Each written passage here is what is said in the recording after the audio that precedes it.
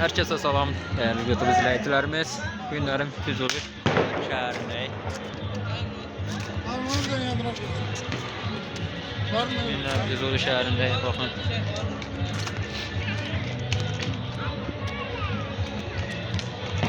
Yeni ili qeyd edirik.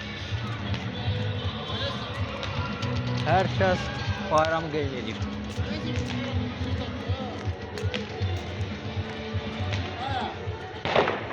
Herkese salam dostlar. Yeni videomuz yayınlandı. Maraklı bir akışıyor şu anda. Maraklı bir akışıyor. Günlerim Füzuli şəhərindəyik.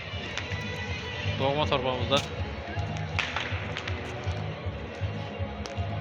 Yani keyif çəkirik. Videomuzu burada kəsək. İnşallah qalan davam edəcəm.